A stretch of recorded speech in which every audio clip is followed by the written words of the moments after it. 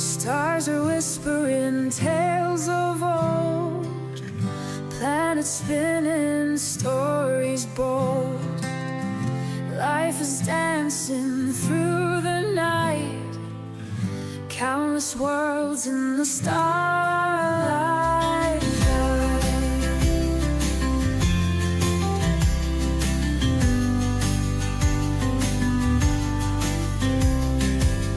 Galaxies full of mystery, infinite in their history.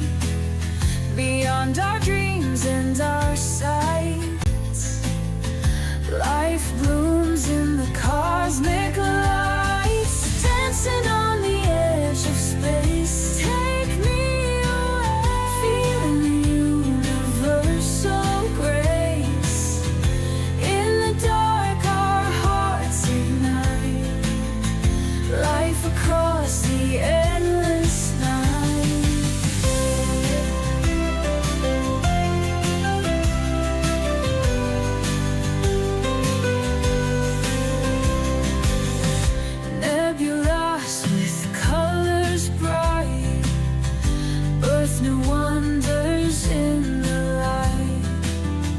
Comets trail their sparkling tears. Life endures through the years in the silence of the void.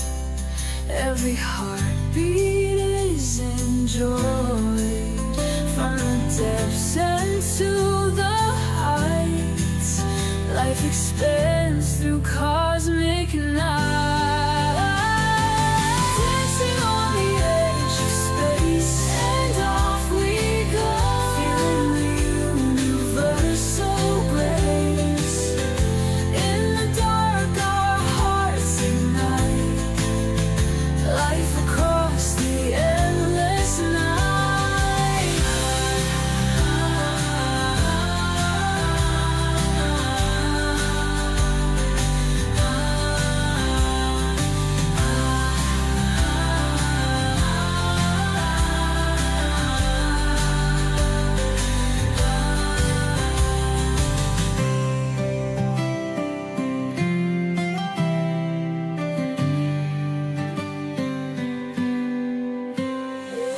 Dancing on the edge of space, and off we go, feeling the universal grace. In the dark our hearts ignite, life across the endless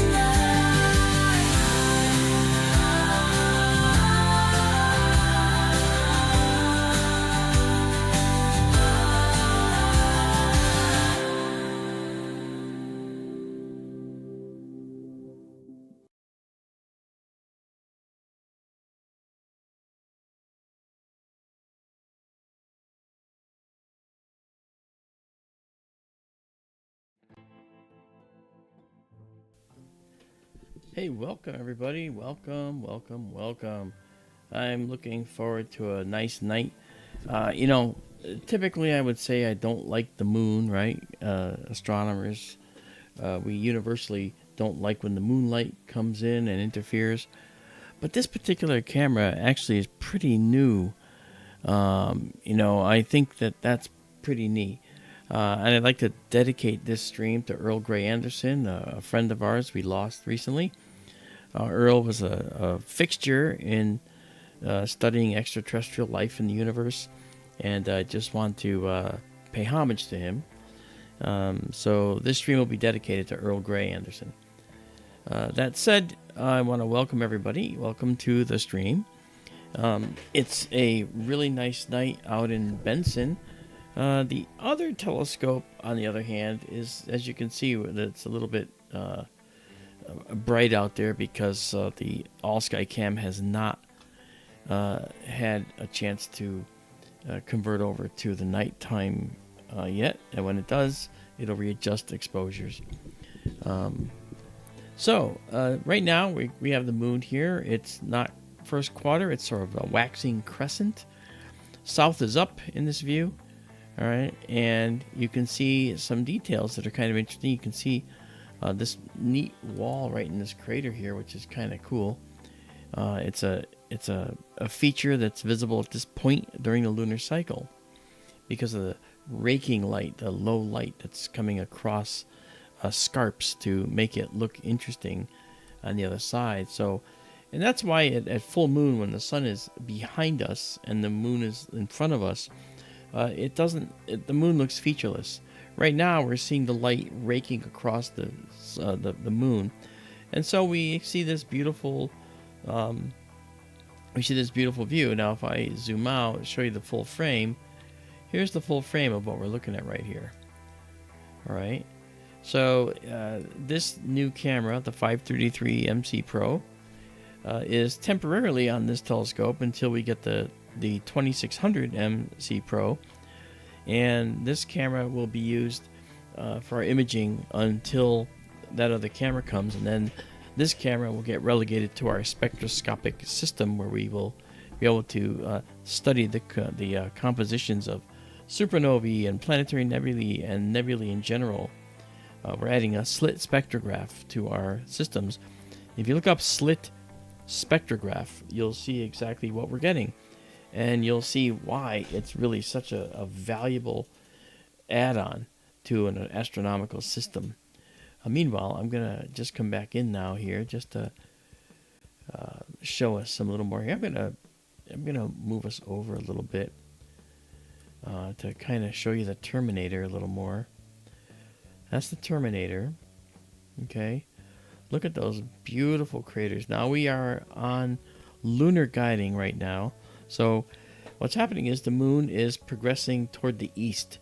All right, so it's basically the rotation of the Earth minus the rotation of the revolution of the moon to get the lunar motion. So we're guiding using lunar motion, so it's doing that subtraction for us, and so we're actually able to slow down and move toward the east a little bit with our system, so we keep the moon in the view better and longer. So this is kind of cool. Now, one thing we can also do, I'm going to drop the gain down to 0, which will improve our image quality. Now, you might say, well, wait, where'd the image quality go? I'll increase the exposure a little bit to offset that, and then we'll see that now it's back to looking like it just did. All right. The other thing, too, is I'm going to reduce this down to like 65 milliseconds. And I'm going to try this, which is a stack. All right, so now I'm stacking lunar images. All right, and we've just stacked 16, 17, 18 of them. And so now I'll save that, and I just saved that. So now our stack has been saved out as a stack of the moon. And there it is. And so that gives us less noise and more actual detail in there that we are not used to seeing with this particular telescope. And that'll be up on the skytourlive.org, as you can see right here as well, very soon.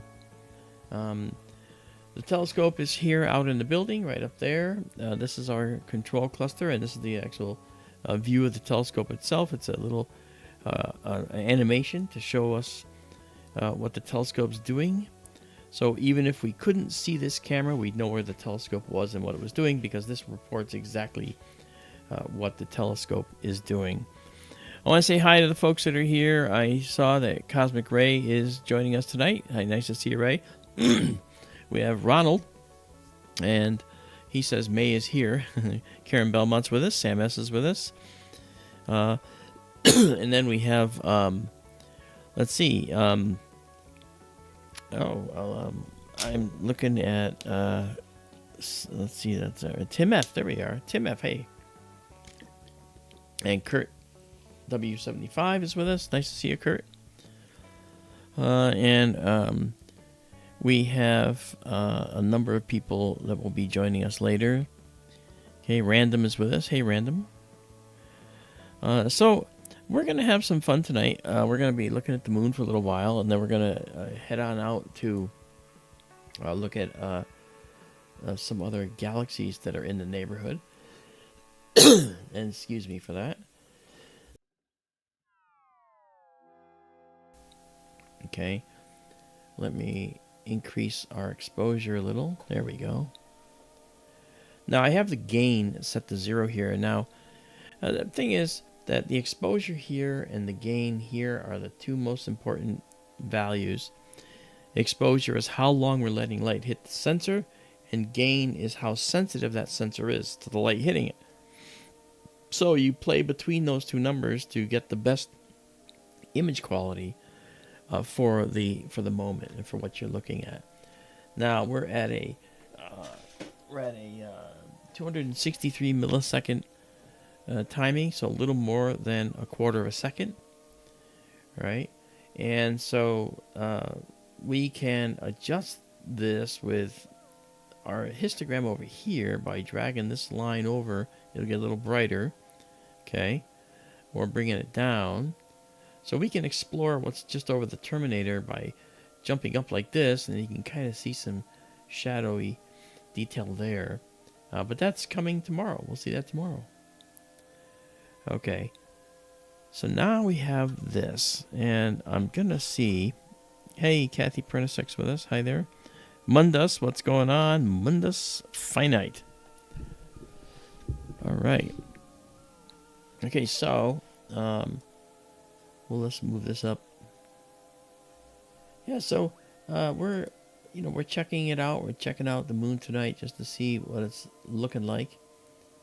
And I can tell you that the moon is something that I've always thought was a bother, and it's going to be a pain, and I don't want to see the moon.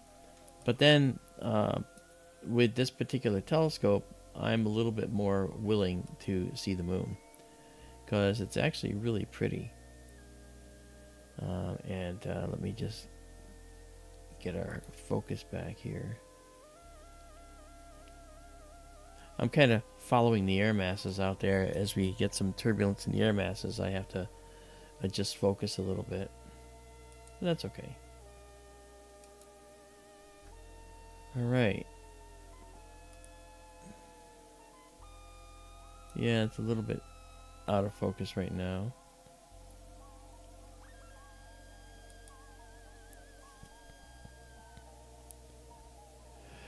So Ronald at Earth Radio says, Mark, on the Terminator line, how far would you have to go from it to feel a temperature difference?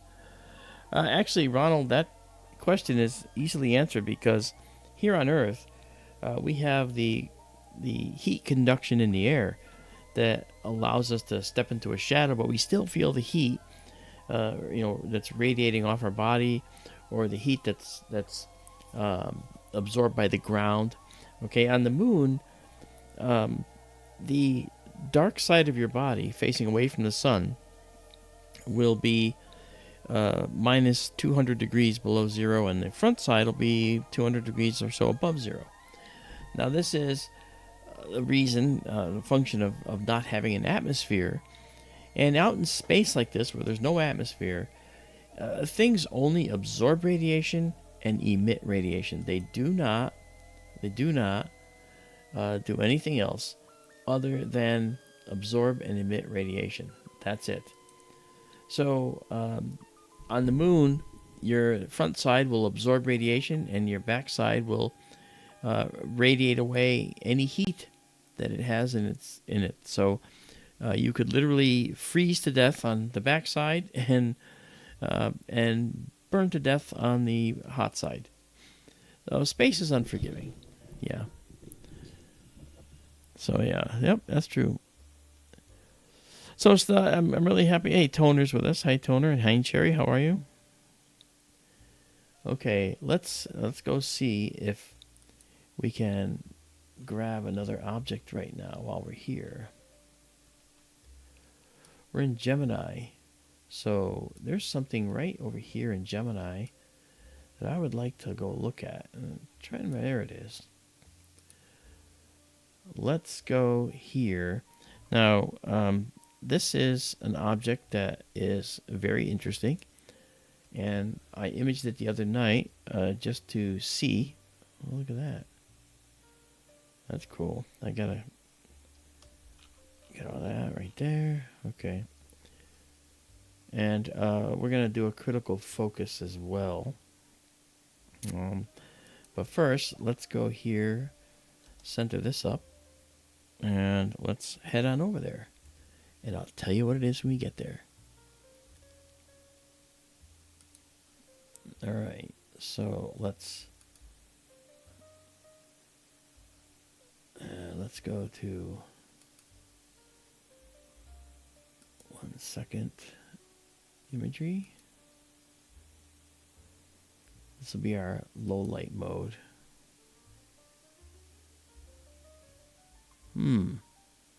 Okay. Are we actually looking through clouds right now? I shudder to think that somehow we're looking through clouds. Wow. There were no clouds out there when I opened up. So I don't know why it looks like this. It should not. It should be black, black, black. All right. Well, let me go look and check out my database here and look and see if I've got any clouds out there right now. Because, oh no, I don't. I have the gain set to 0. I'm sorry. Set this gain up higher. Okay, more like it. Yeehaw! All right, now I'm trying to, let's see if we can solve for this position right now. I haven't solved for any positions tonight yet.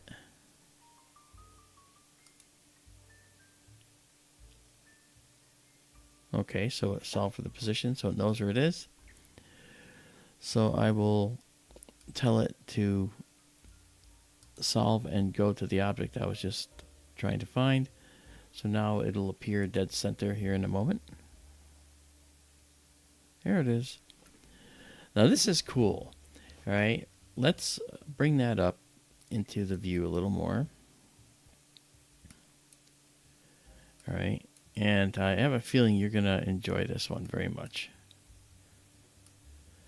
Because wait until you see the qualities. Now the moon is very close to this, but you know what? It's not going to matter because we're using a filter that can really show it well. This is called the Eskimo Nebula, and it's a planetary nebula. It's the remnant of a star that has died. But first, before I take a picture of it, I'm going to just refocus a little bit. Yeah, don't worry about that. That's what it does. And then we're gonna drop the focus back in. All right, and head in this direction. Okay. I'm trying to shortcut doing the critical focus so that you don't have to go through that. All right, now this lightness in here is due to the fact that it's still not quite dark out there, and it's got moonlight, a little bit of the moonlight, because it's actually, if we look here at our object here, look how close the moon is to it. All right, so it's literally just the other side of the constellation away, but we still see all this detail, and just wait until you see it. So now what we're going to do is we're going to bring up our guiding system and connect everything.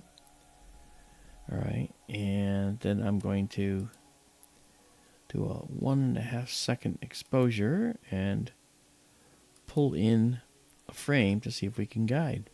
Oh, we got plenty of guide stars. So I'm going to tell it to get some. There we go, and we're going to guide. There we go, and we're going to guide there, and the wind is calm right now. So let's see how that works. So we're going to come out of this now, and you'll see this modeling changing every second. Well, we have 1 second exposures. That modeling is the noise of the sensor. Hello, Isabella. So that modeling is the noise of the sensor, and you'll notice how it changes with every single exposure. That's why we stack, because sooner or later all that noise will overlap each other and literally negate itself, and I like that very much. That's what we want. All right, so here we go. So let's now there is some wind, but I'm gonna just make sure that we're still guiding. We've got lots of guide stars and secondary stars. So here's what I'm gonna do. We're gonna take this and do literally this is all we need, a 12-second photo of this. So we're gonna take 12-second shots and stack them. So this is our low light mode. And we're going to drop out of this low light mode where you can still see some detail and go into our deep sky mode right here. And we'll watch to see if the object looks good, and it looks like it is. We'll color correct a little bit. And now we will take care of this. I'm going to get rid of that guy. All right. All right, and now what I'll do is I'm going to slide this dark level over, just like this, And then I'm going to take this mid-level. That doesn't look very impressive now, but hang on. Now I'm going to take this over to the other side here and start knocking out a lot of this noise. I'm also going to get rid of the extra sharpening, right? And now you can start to see the real beauty of this object. You'll notice that it's got a central star. Okay, that central star is a white dwarf. Its temperature is somewhere around 40,000 Kelvin, which is very hot. And you'll notice that it has this outer shell, another outer shell, and the outer shell has these punctuated radial lines in it. You see that? And as the stacks add up, you're going to see more and more detail in that. All right, so let me see if I can drag that detail out now. So here's what we're going to do. I'm going to pull this way down. Okay. And now you can start to see there's modeling in here. That's going to show up even clearer. But you'll see this is why they call it the Eskimo Nebula. Because it looks like an Eskimo. You know, with a big, giant, puffy head. You know? Really cool. Hey, Stuffy, how you doing? Sarge, hello. How you doing? Nice to see you. Isabella, I'm taking this picture for you because you said you like the Eskimo Nebula, so I'm taking it for you. I was hoping you were going to be awake. I wasn't sure, but I guess because we're starting later, it gives us a better chance that you'll be awake in Bulgaria. All right, so yeah, this is the Eskimo, and what I'm going to do is I'm going to just grab it like this. All right, and I'm going to say Eskimo Nebula. There it is, and we're going to set the target name. I mean, I could just write it in, but this says it, and then we're going to save this with annotations so you can see what it is if you go out and grab it on our server. Where's our server? skytourlive.org.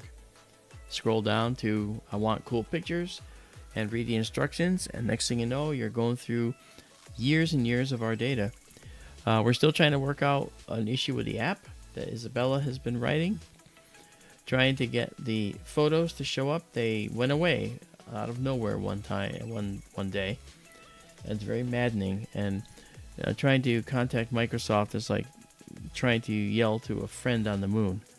And we know that sound doesn't travel through space, so you see how successful that's been. Okay. All right. So this is just a 12-second photo, and it doesn't look bad. All right, now let's come back over here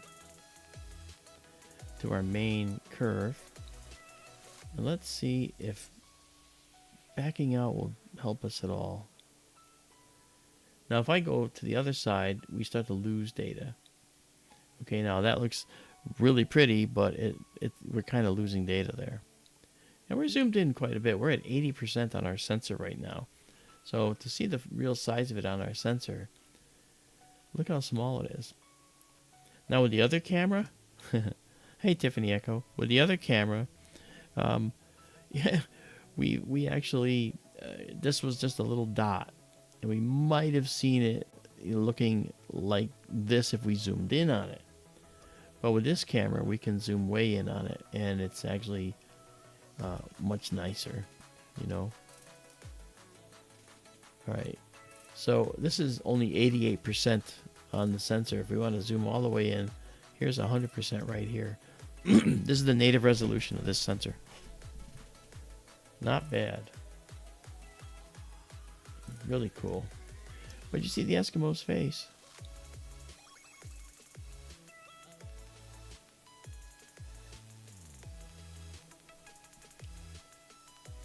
I will be seeing Tiffany and a number of other people in the chat in, well, at the end of this month. May 7th, I have to do a talk out in Newtown, Connecticut at Aquila's Nest Vineyard. All their wines, I don't drink wine, but all their wines are named after constellations and have star constellations on them, on the labels, which is great. And they'd like me to do a talk there, so I'm going to do one there, and that's May 7th. So if you're in Connecticut and you want to go, it's Aquila's Nest Vineyard. Starts at 6:30 on May 7th. And if you go to Aquila's, Aquila, like the constellation, Aquila's Nest Vineyard, then you can look at the experiences and scroll down and see May 7th, and you can see the talk and so forth, what I'm going to do. That said, then May 16th through the 18th, I'm going to be in Colorado teaching a photo and video analysis class. And then I will be running a Skywatch out there as well. I think we're doing a Skywatch. Have to see. And then on May 29th, I'm heading out to Phoenix to drive out to Palm Springs to go and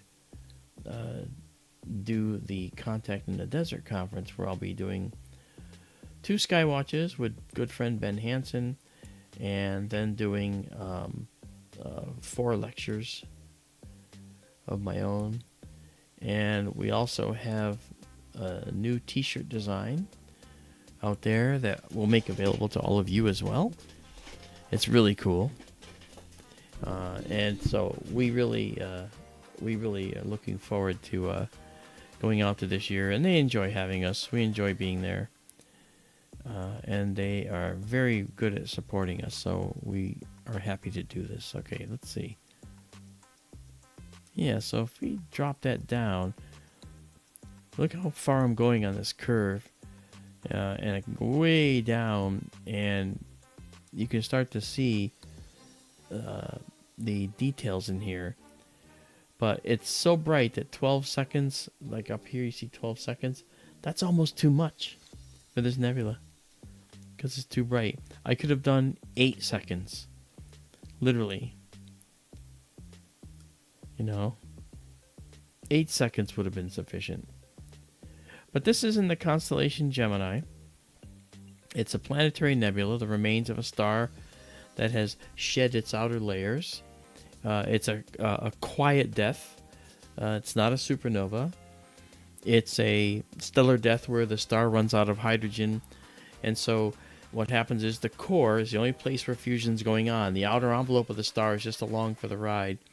But as that core begins to contract, because it's pushing out with radiation pressure, and when it starts producing less radiation pressure, the core now is getting crushed by gravity. And as it does that, it gets really, really hot. And that causes an outward flow of radiation that pushes the outer star's envelope that is along for the ride out to be much larger. And so a star that was previously like a G-type star, like the Sun, or an F star, or A star, or a K, like just fusing hydrogen into helium, those stars become red giants. And when that happens,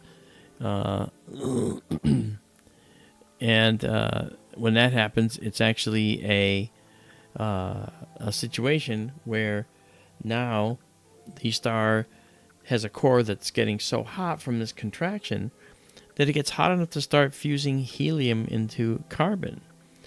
And so that requires 100 million Celsius to occur. Now, to fuse hydrogen into helium requires about 15 million Celsius. So the next level up, the next level up in that game is 100 million. And so at 100 million, helium is starting to be made into carbon. And so the star stabilizes for a bit of time. But what happens is then as the helium runs out, the star begins to contract again.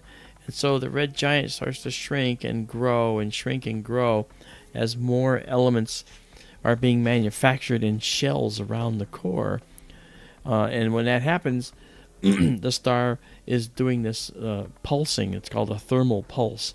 And it pumps out and contracts, pumps out and contracts. And during that phase is when this happens, when a lot of this stuff gets shed from the star. Because a red giant's big. And when the red giant starts to expand, the outer surface of that red giant is so far away from the hot core that two things happen. One, the temperature drops, and it goes from being, say, a yellow hot star or a white hot, or so, to a red hot.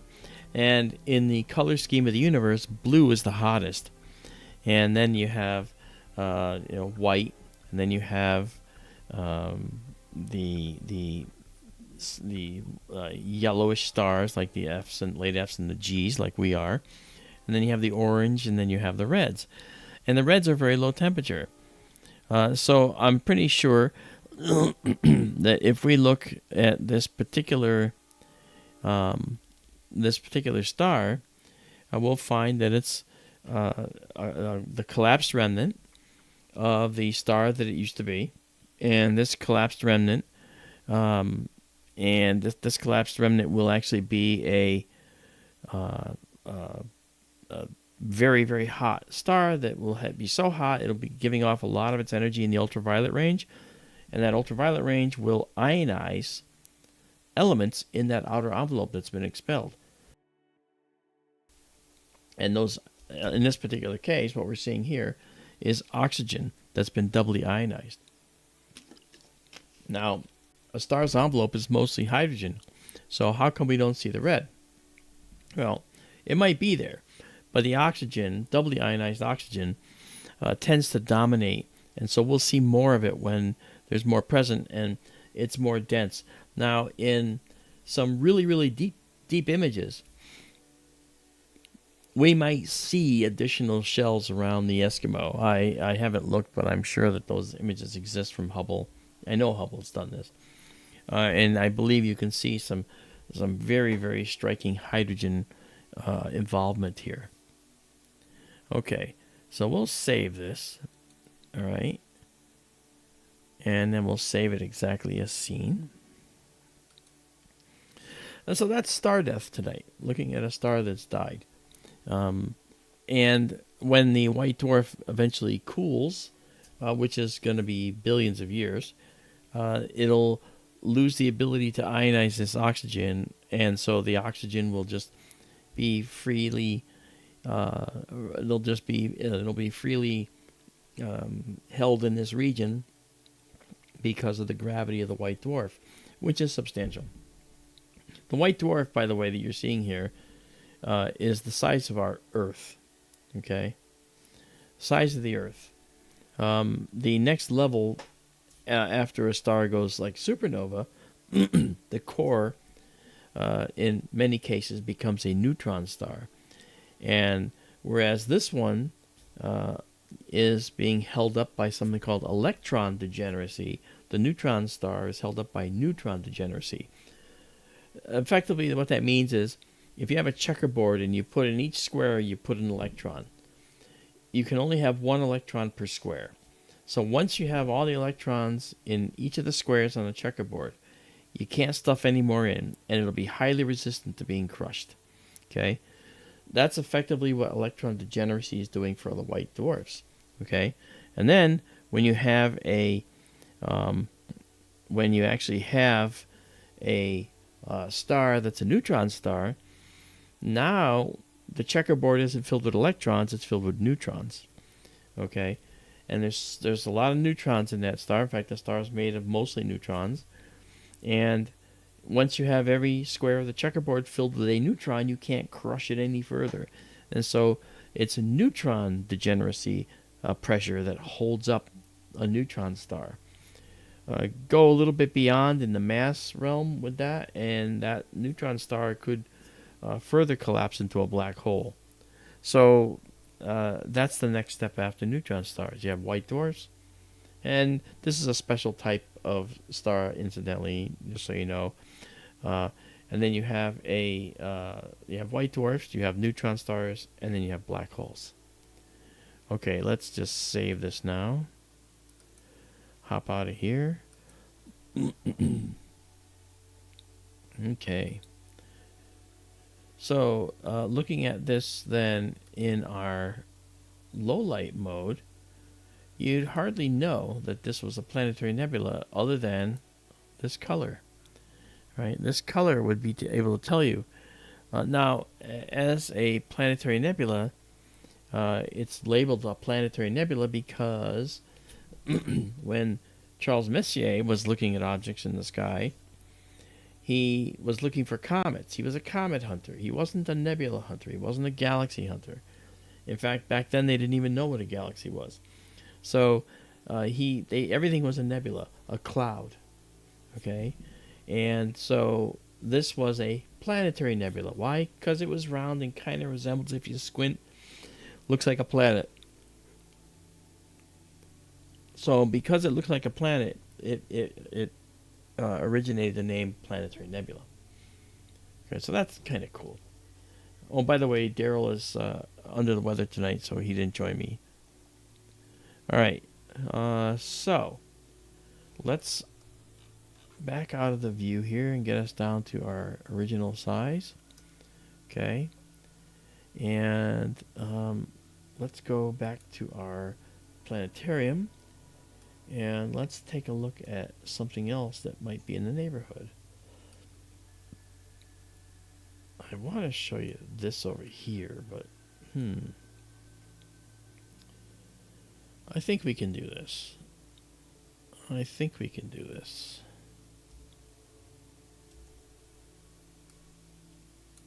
Let me back out of here a little bit. There's Gemini. That's where I want to go, but the moon is over there. Well, we can try it. I'm going to go here to show you this cluster because this is a beautiful cluster of stars. So we're going to head over to that. All right, right now.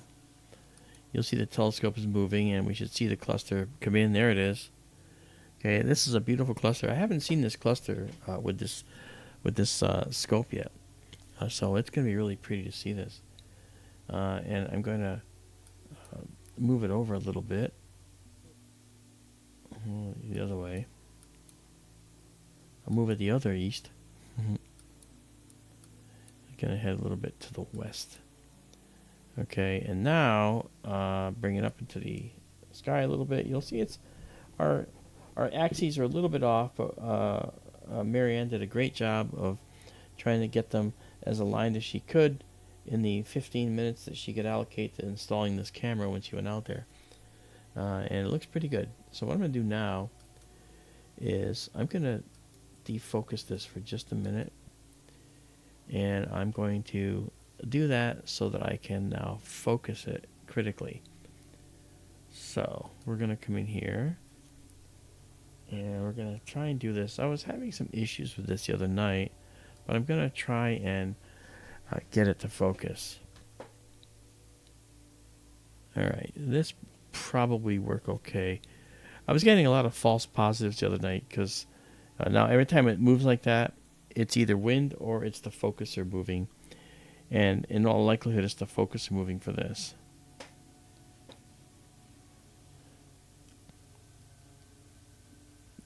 Isabella, there's not an O star at the center of the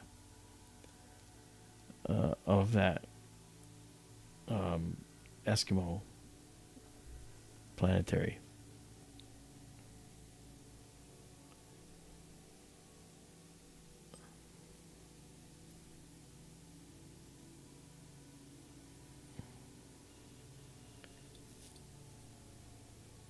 All right, so let's pull this up. We're getting a nice curve here, and you can see this, so we'll get a centered point right about there. There it is. So we've got our focal point, and we got a good focus after just 10, well, actually 9. And it aborted it because it got a good focus, so it's going to do that now, and then we can back out of this. All right, now we have a beautiful focus. So now what we'll do is we're going to come out of here. We're going to move this just a little bit more, and just a little bit more. Okay, like that. All right, now let's go here, and let's grab an image for our guider. We should see plenty. And let me... Okay. So now let's actually grab our star to guide on. That'll work. And now our guider is underway. Without wind, this is great. So now what we're going to do is we're going to do a 15-second photo of this. That gives us all the deep imagery we need for this one. And then I'm going to pull up our low light mode now so we can see this. You see our yellow progress bar behind the Asterion Foundation label there. Asterion Foundation is responsible for allowing us to get this camera, because this camera, oh, that's interesting. Yeah, there's not a nebula there. So I'm wondering what that is. That's a cloud. There's a cloud. After the sun sets, the desert begins to cool off and radiate into the sky. And so you get this desert clouds that occur right after sunset. So these will hopefully go away. I'm going to just check and see what we're looking at right here. I'll tell you in just a sec.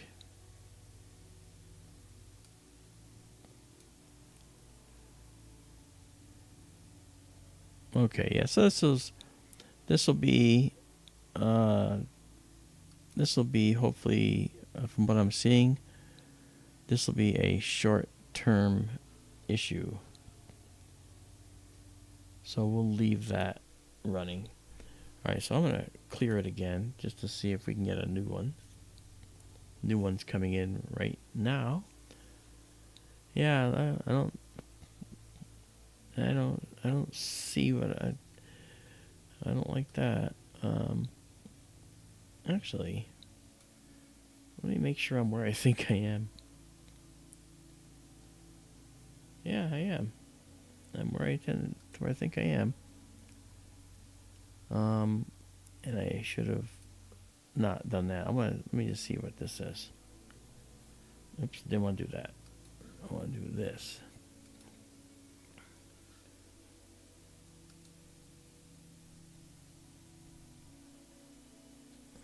M35, yeah. That's what I thought. M35 is a beautiful cluster that's here, and it shouldn't have that red. You know, I wonder if it's just a straight cluster, so I'm not sure why I'm getting that in here.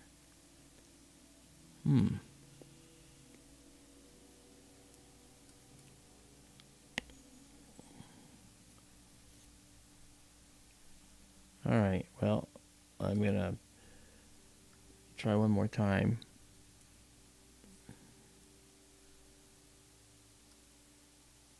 Yeah, it's still there with all that same detail. It's like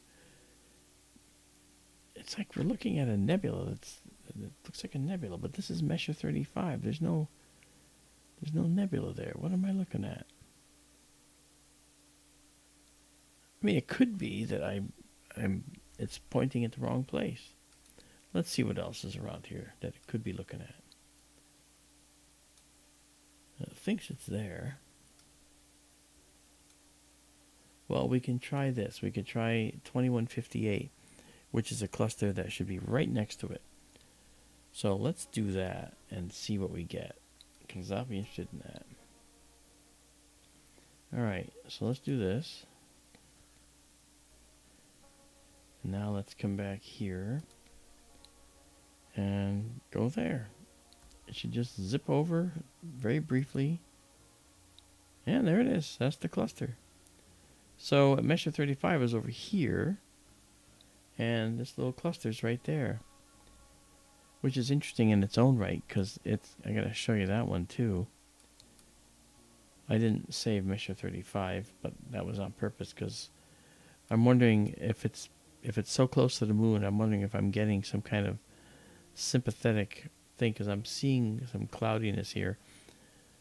I wonder if they're clouds, or I'm wondering if it's actually stray light from the moon. I'll let you know. Let me just take a picture and see. Let's do a 15-second shot here. All right, here we go. And we'll see. So I'm going to knock out that. Go into our deep sky mode. I may have to abandon this if it's too close to the moon because some stray light might be coming into the barrel. We're going to find out right now.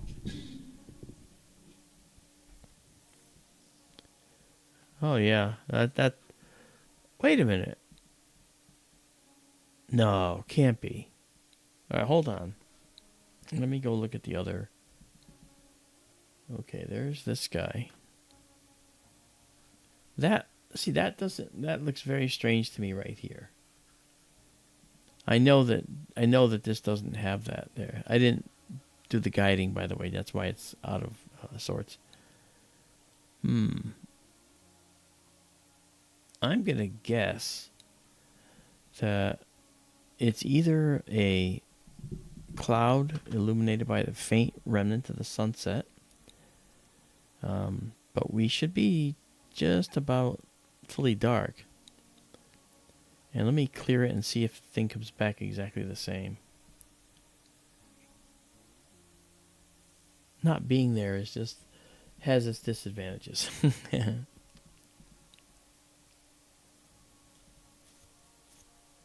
Yeah, see, it looks exactly the same.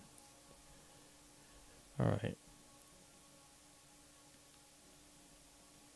That's got to be stray light. That's got to be stray light from the moon. That's all I can think of. Because if we go back to this, right, and just zip back out a little bit, okay, the moon is right there. It's not too far away, and the telescope will see light from the moon. That's really something. Well, let's try this. Let's go over and look at the Monkey Head Nebula and see how that looks.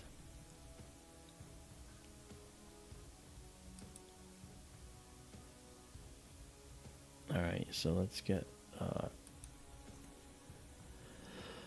our low light mode right there. Very nice. I can see red in here, so there is something going on there. I was wondering, would we see auroras if there was a CME? They would be changing though every moment, and that's something I don't see. I'd expect to see those here too. I don't see that. All right, so let's now come back here and let's go over to the Monkey Head and check it out. It's right nearby. Spared no expense. Okay, so the Monkey Head looks like it's right here. Let's bring this up. I haven't looked at the Monkey Head at all with this camera. It's nice. Yes. All right, let me do this.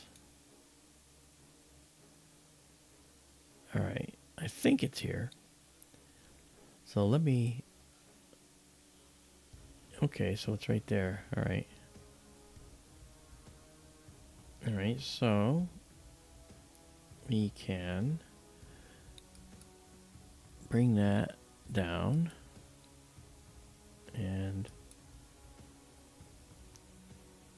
over.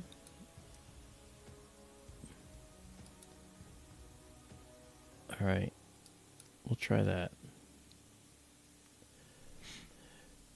I love this telescope setup because with its higher focal length, which translates to better magnification, we're able to see some very cool details. First things first, let's go to our guider. Let's stop and let's reacquire guide stars. There we go, and let's actually grab one. There we go. And guide away. All right. Hey, Kevin, how you doing? Kevin says it's still light out in Vancouver, British Columbia. Yes, correct.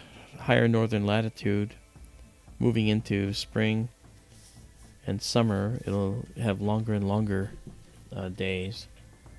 the northern latitudes. We're at 31.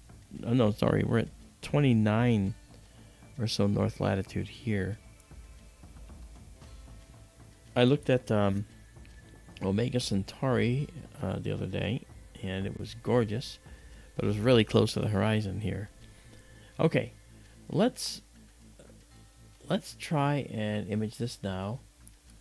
We'll do 25 seconds on this.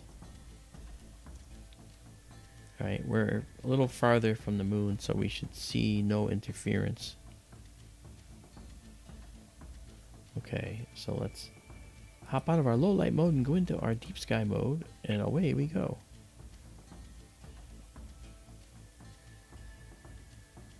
Okay.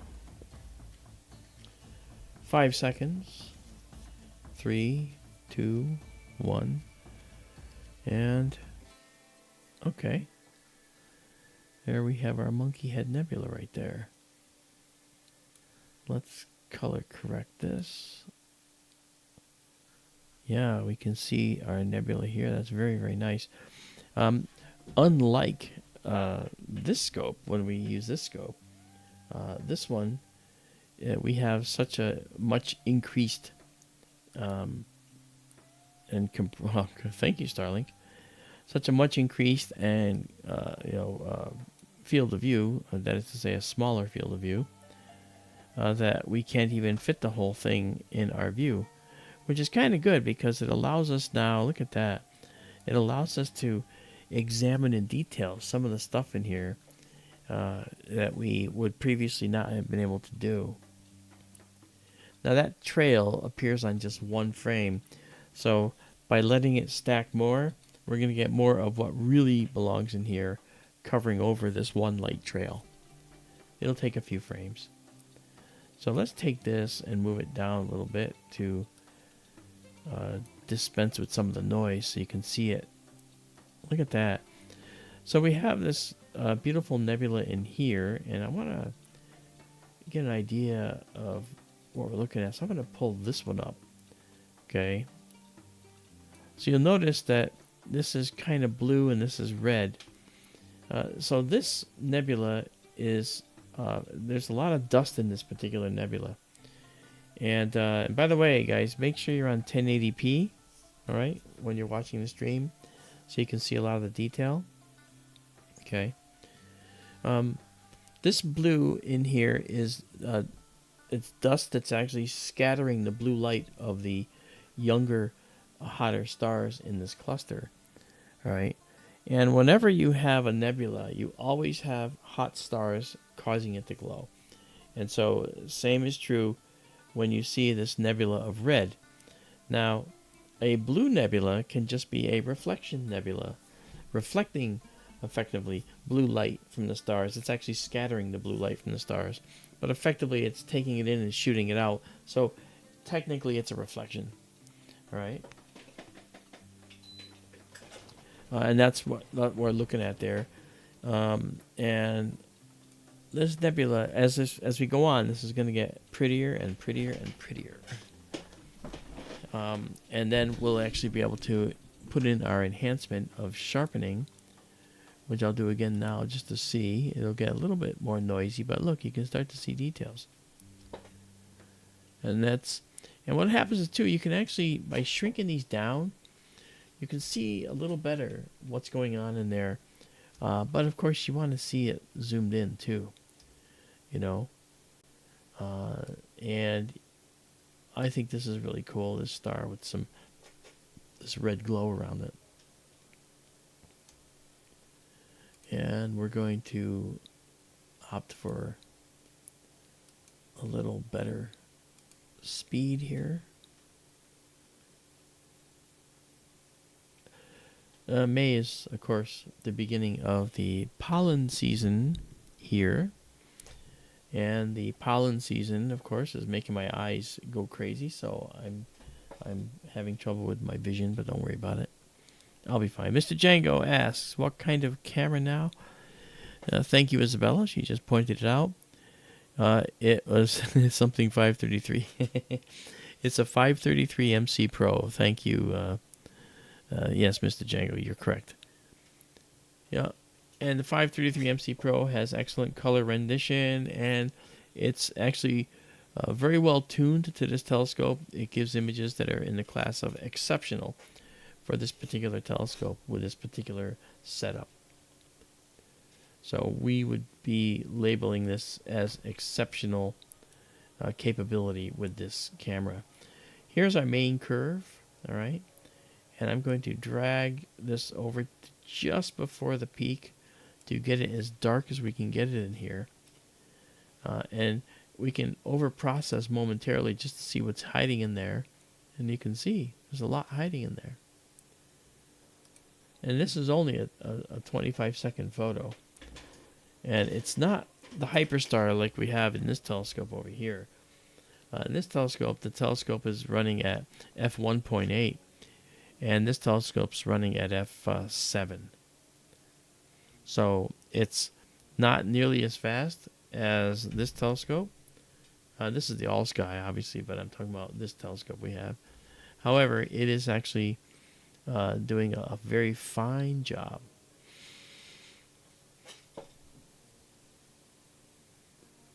Yes. Okay, so I'm going to do this star cluster and nebula. Yeah. And I'm going to set the target as that and save with annotations so you can see this picture. So if you go again, skytourlive.org, check us out. Make sure you give a thumbs up and a like and all that, guys. I mean, it's not too much to ask, right? I could ask more and say, hey, join our Patreon and help us out each month. Or I could say, go to the Etsy store and buy some really cool swag. Get your favorite nebula on a mug or on a pair of sneakers. We have all of that stuff available. And if you don't see what you want, you can say, I'd like the Pleiades on a pair of sneakers, please. And I'll put it on there for you because I can design on the fly. I can design the product and then have it made. So if you would like a specific thing on a specific thing, let me know. You want a lamp? You want a desk lamp that has the Orion Nebula on it? Ask me for it. I can make it. It'll probably take about 15 minutes to make, and then we can have it made for you. No matter what it is. You can get giant blankets with anything on it you like. Oh, it's just endless. Endless supply. Spad no expense. Remember? Jurassic Park.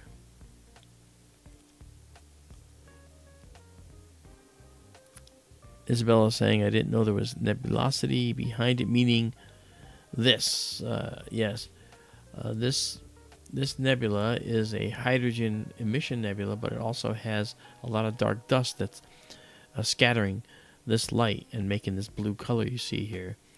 Again, if we just take this mid-range and just slide it over a little more, you can start to see how much additional stuff is in here, including some of the finer details.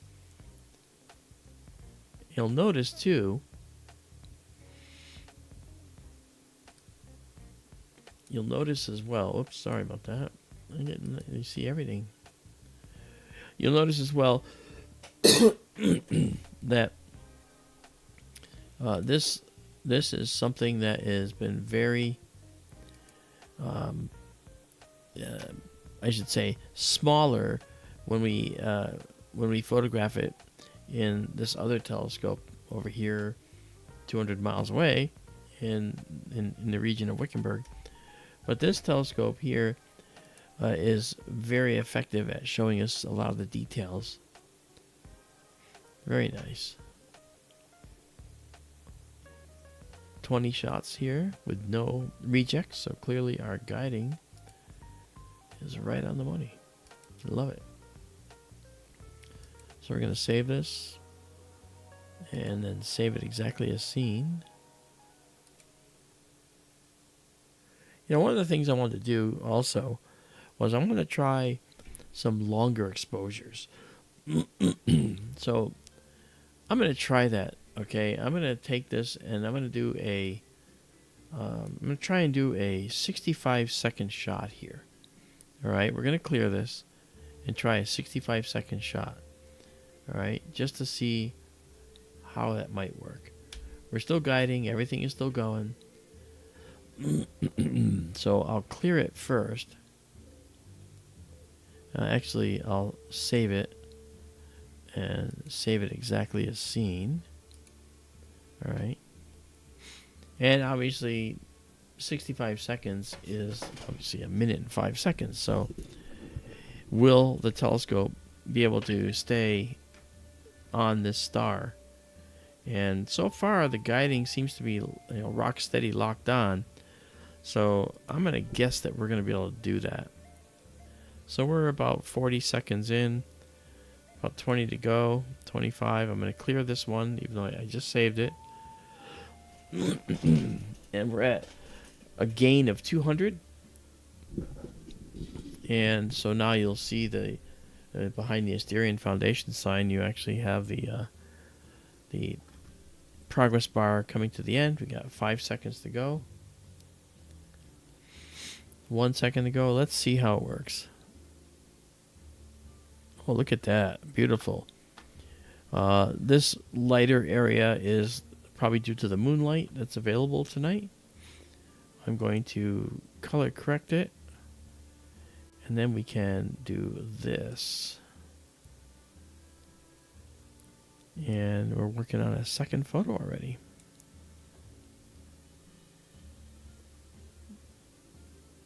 The differences are subtle when we do things like this.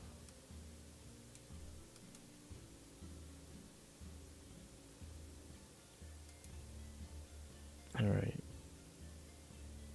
There we go.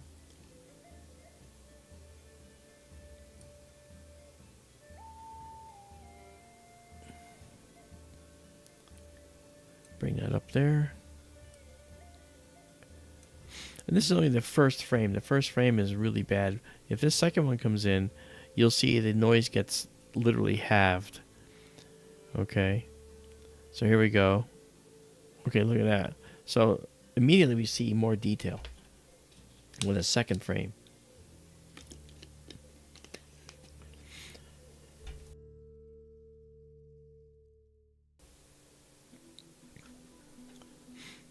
That's not bad. And this paves the way for doing, not when I'm streaming, but this paves the way for doing things like, 5-minute and 10-minute shots that I will do when I'm doing some more serious work. To me, this is serious. It's really neat. Isabella says, this cluster is so much more than I know, or than I knew. The camera is revealing much more. It does, Isabella, because, we're at 30% right now. If I zoom out, you can see details in here that we just hadn't really been able to see with such clarity before. So that's actually kind of a good thing for us to do here. If I go to the peak, then we'll have it as dark as it can get back there. And look at, you can see this beautiful, interesting little piece coming out there. I really like that.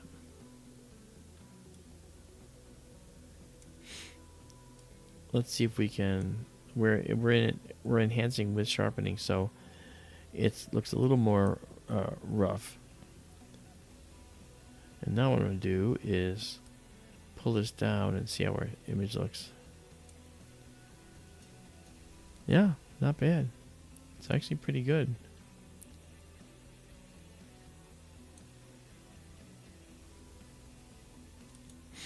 Yep. The guiding is absolutely perfect. Very happy about the guiding. Cannot deny it. Excuse me.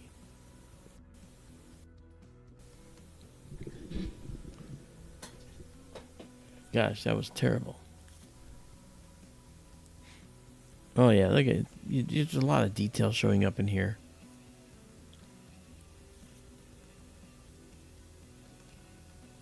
So we've done 4 minutes and 20 seconds now, with 4 stacked images, because we're doing 65 seconds. Remember. Now look at the shape of our star profile here. See that?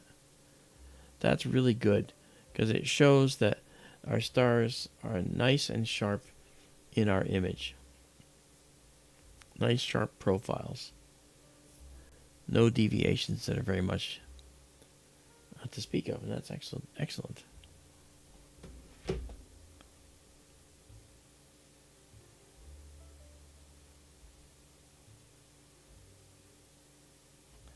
Okay.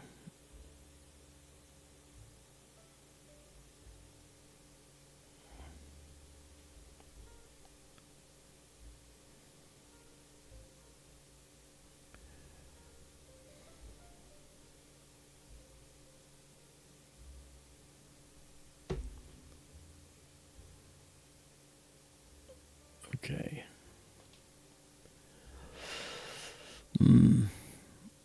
Now just imagine, this is a 65-second shot.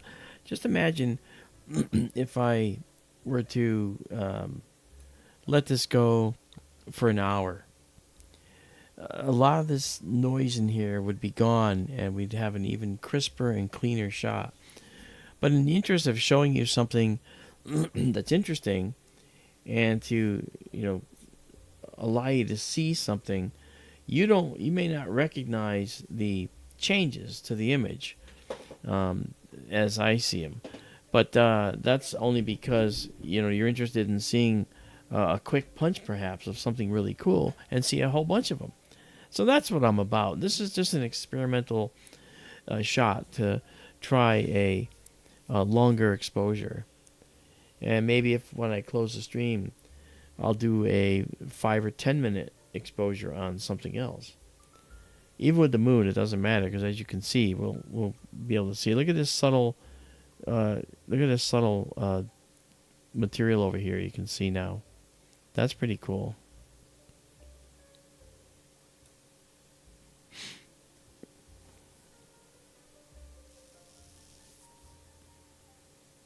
Wow.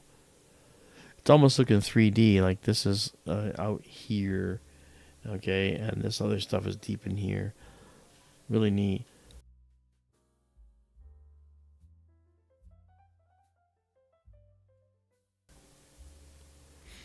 Okay, let's try zooming in again.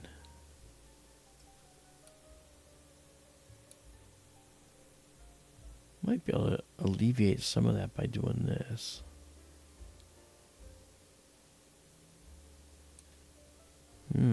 That's interesting too. Yeah, we can play with all kinds of stuff in here, can't we? Starting to get some really nice detail up here.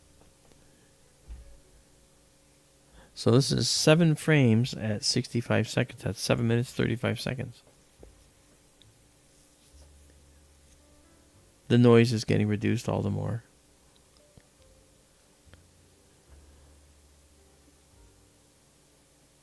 I'll save it here anyway.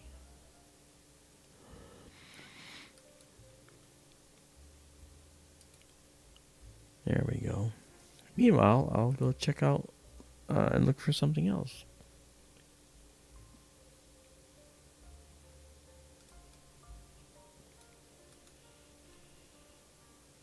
Okay.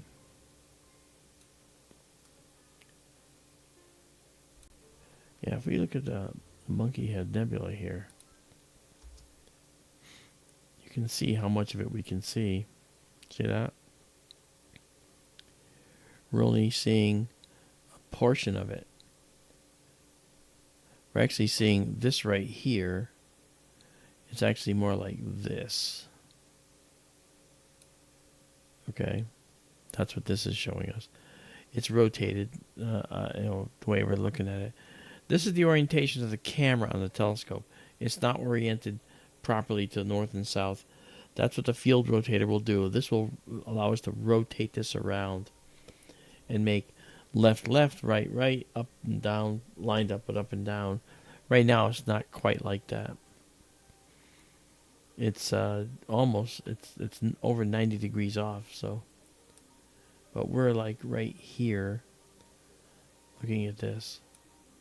That's what this is here. See this here? That is this here. Right here. So we're kind of like here. This little spot right there is that little spot right there. So we're seeing a much smaller piece. With this other telescope, we can see this and then some. But like I said, when we go back there, we have clouds, as you can see, out in Wickenburg, so we're not going to be doing that, unfortunately. Okay, so we rejected 2 frames, so what did that mean? Oh, okay. This is definitely either a problem with the guiding. It's not. So it's not a problem with the guiding. It must be a problem with the wind. Yeah, so it was the wind that was the issue. See, so I like the full width half maximum filter, this FWHM that we're seeing here, because if a gust of wind comes in and ruins one of the images in the stack, each of these is an image in the stack. All right, then that'll get rejected, and if we have it below the threshold, it'll be in there and be included. So it is excluded, and that's nice. Mr. Django says, last night I did a spindle galaxy. Beautiful also. But lots of photos wasted by Elon's satellites. Yeah, I understand.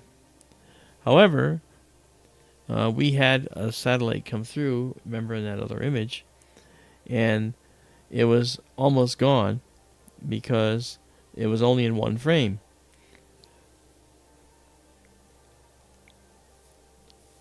So stacking up multiple frames would subdue and suppress that image. Now there is an experimental satellite trail removal capability in this software, but I don't use it. Uh-oh, don't do that.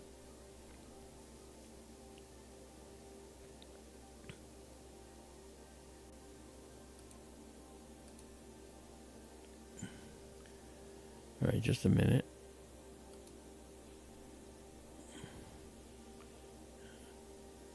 Here we go. My eyes are getting fuzzy on me with the allergies. Okay. We're still good here. And the nice thing about this camera is it renders the colors really well. Very pleased with how it renders the colors.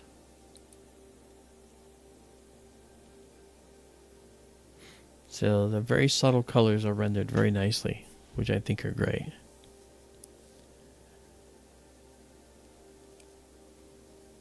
Okay, so let's go back to this now. Back out a little bit, and let's see what else we can go look at. We're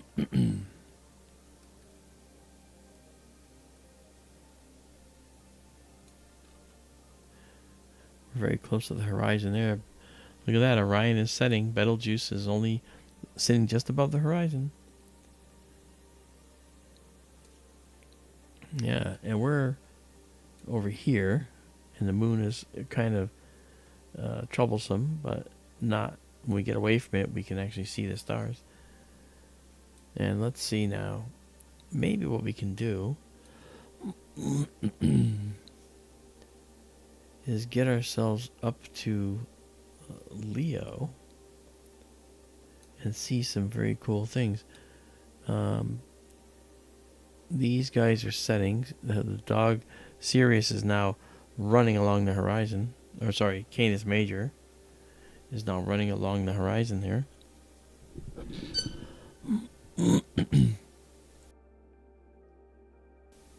Okay.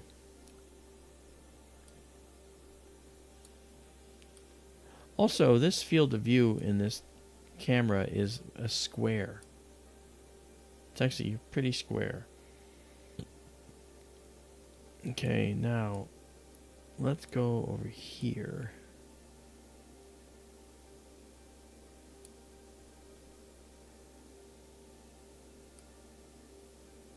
The Virgo cluster. This, if we zoom in, you'll see Virgo has so many galaxies associated with it. Okay, this is Virgo. These are the boundaries of the constellations. The Virgo galaxies here.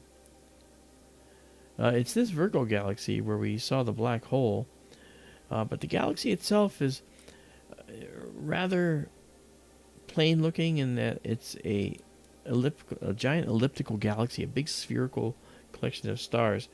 And we're not sure whether that's because the galaxy has evolved to that point. It probably is the result of colliding with other galaxies. Maybe that's our fate once the Andromeda galaxy collides with us in a few billion years. So that would be interesting. Let's see what's going on here. Yep, we're good guiding. Okay, so I'm going to go to 10 and then we're going to stop. So we're almost there. We've got about 6 seconds, 15 seconds for a 10th frame. And hopefully we can grab a 10th frame and the wind won't continue to plague us, because that's what's happening right here.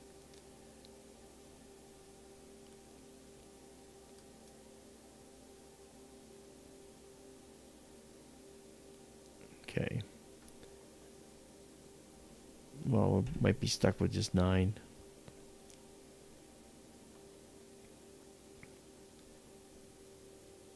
And Mr. Django is saying that yes, when you actually have a camera that's monochrome, what happens is you take imagery using 3 particular narrowband filters: sulfur 2, oxygen 2, and hydrogen 2, and those are the number 2s mean Roman numeral 2s. It's oxygen 3, sorry. Oxygen 3. Hey, Toner, thank you so much. Thank you. So you have the ionized hydrogen, you have the doubly ionized oxygen, and you have the ionized sulfur. So sulfur 2, oxygen 3, hydrogen 2. And that's Roman numeral 3, Roman numeral 2. That just means ionized, above their normal state. Okay. Let's see if we can grab a little more detail here. Oh, look at that. That's pretty. That's pretty. Alright, it looks like we're not going to get more than 9 out of this. So we'll do that. The wind is kicking up. I'll be willing to bet that we're guiding still, but a momentary shift in the wind will cause the image to get larger. Let's go actually see what the log says. Let's go down here. Why is it not? It'll probably say, we'll come down the bottom, see what the last entry was.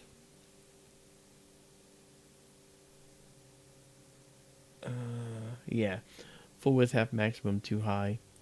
So it was windy out there. All right, we got a green. We got a 10th. Okay, we'll take that and save it. And then save it exactly as seen. There you go. So this will be available for you, and you can enjoy it, hang out with it, put it on your pillow at night. And that'll be up on the server in just about 30 seconds or so. Let's do our low light mode. Okay, you can see the stars bouncing a little bit. You see that? So there's a little bit of wind. All right, I'm going to look at something, though, before we come over here, because there's tons of galaxies over here. You know what's a nice galaxy over here? Yes, the Needle Galaxy. That's the Blaze star. That's the star we thought was a supernova, or no, sorry, a nova, and it didn't go off yet, as far as we can tell. We're gonna come over here and check out this guy. All right, so we're going over here. This is the Needle Galaxies. Needle Galaxy. Uh, it's also called the Flying Saucer Galaxy. You'll notice the telescope is swinging around the other way. When it does that, sometimes I have to recalibrate it, but that's okay. We're swinging a lot of weight out there above that pier. The pier is that black thing here that you see. Okay, this is the mount. This is the counterweights. Those are gigantic weights that weigh so much. Okay, and now we should get the Needle Galaxy coming in. All right, there's some stars. Oh, I remember those two stars. Okay. Let's see where it thinks it is versus where it is.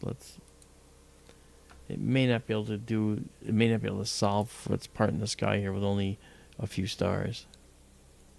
Yeah. So what I did last time was I went over here and I had it come up to let's go to here, to one of these stars, and I had it solve for that location.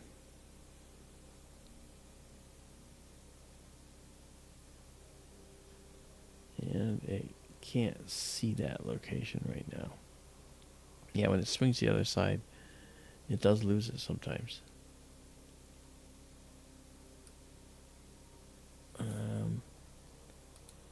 It's gonna take me. Just gotta take it over to a location where there's a number of stars that will actually be able to serve to be identified. And that's not enough. Let's try just moving it over.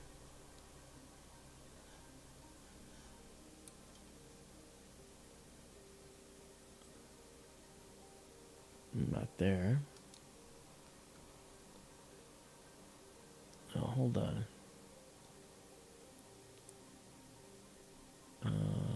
Pop out of this. I could go to the Rose Cluster, I guess, or M3, and it would be able to identify from M3.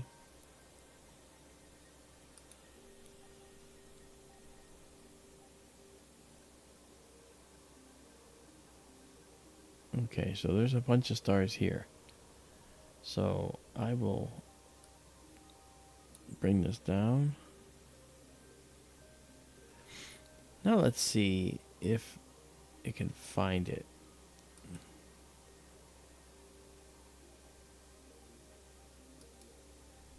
Let's hope. Yeah, it did. Good. All right. See, there's not very many stars there, so now you'll see the Globular Cluster in here. And while we're here, we'll take a couple shots of it. It's Measure 3. Very, very pretty cluster. We should still be focused, so we'll give this like a 12-second shot,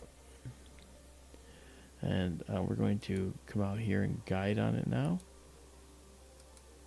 Let's do this and grab some images of stars.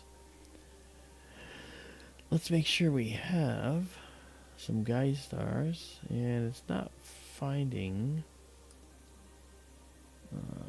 a good star in here unless I can find one for it, which I'll do. That will kind of work, but I'd rather have a pretty obvious star like this one. Let's see if it can guide on that star. Let's see if it can pull it in.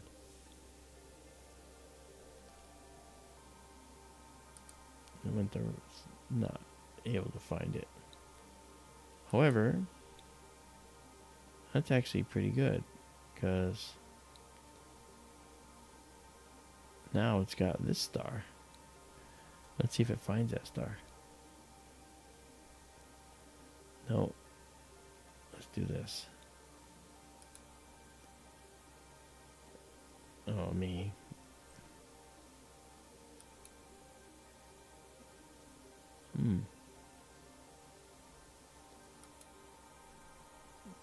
Just a sec. Get out of this.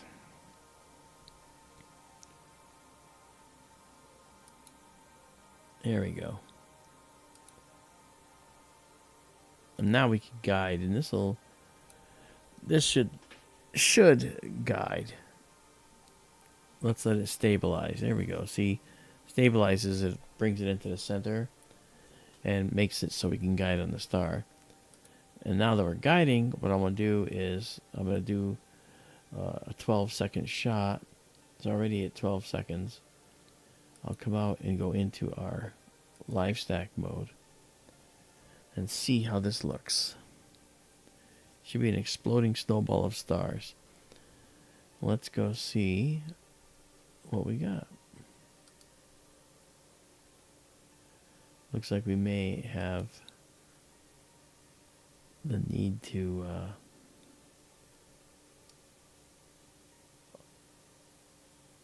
pull some values over. What happened here? That's better. Yeah, look at that. Exploding snowball of stars. That's kind of what it looks like, doesn't it? And we're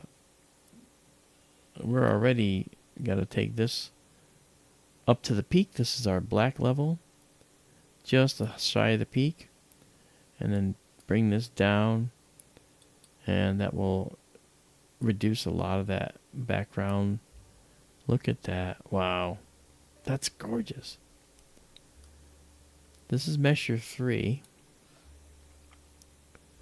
and we can identify it as such by doing this. Measure 3. Okay, and we're gonna give that the name. That'll be the target name. We'll save it with annotations so you can get this image, so you always know what you're looking at. All right, and now we can go and take images. Okay, so we got 7 so far. And we're only doing 12-second shots. That's all you need for something like this. That's all you need. All right. And we'll go to a stack of 10. Michael Hedrick says it's beautiful. It is. It is. And again, I've told you this before. These are halo objects. They orbit the galaxy. They plunge through the spiral arms in some cases and plunge back up through. And they may leave stars behind during that process, and they may gain stars when they do that. So we will probably end up seeing that some stars that we find in these globulars may not actually belong there and may not have originated there. Okay, 12 images. Saved exactly as it's seen. And that's good for measure 3. Globular cluster of sometimes 50,000, 100,000, up to 1 million stars in some of these globular clusters. Pretty impressive. Okay, it's 22 minutes after midnight now. We're good. So what I'll do now is I want to take us back to the Needle Galaxy. Okay. Let's go there now. And the Needle Galaxy, now that we're calibrated, should be in our field of view. And there it is. Perfectly centered. That's good. All right.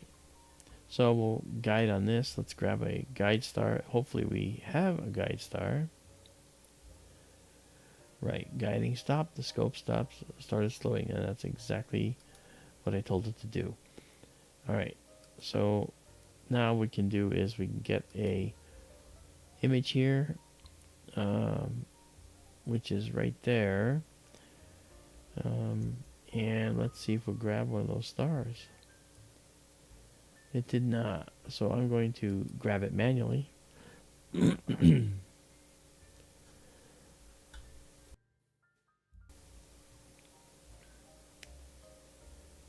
there we go. Alright, there we are. My voice might be a little rough because I actually did another film segment with A&E today for The Proof Is Out There. A new story that has to do with another Tic Tac that was seen. And you're going to want to watch this story because it's not often that I see something that I don't understand. But in this case, I did. And I made that clear. So you got to watch The Proof Is Out There on History Channel for that episode with the new Tic Tac video in it, and I think you'll be impressed. Okay, we're gonna make this a 25-second shot. No, we're not gonna make it 25 seconds.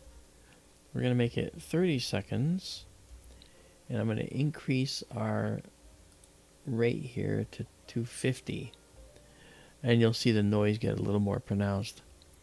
All right, so here we go. We're underway. We're going to get rid of this low light mode, and as always, go into deep sky mode. We'll check on our guiding. The galaxy is going to be almost vertical here, and I'll move the guider over to here so you can see this same view. So we have 1 second to go, and we should see it right here. There it is. Look at that beauty. That's a beautiful, this is an edge-on galaxy. Now, let's go to here, to our planetarium for a moment. Alright, this galaxy is a spiral galaxy, and it looks like it might be, it's hard to tell because it's edge-on, but we can't tell how tightly wound those spiral arms are. But based on the size of the nucleus versus the size of the extents out here, we could make the assumption that it's a galaxy that is fairly tightly wound arms. Not the tightest, but not the loosest by far. So this galaxy is a spiral galaxy with reasonably tight spiral arms. Okay, so let me color correct this. There we go. And let's ride up our curve a little bit more. Get that to be as dark as we dare go without taking away data. Let me get that here. Here we go. Alright, so that's about it. Alright. And that's just stunning.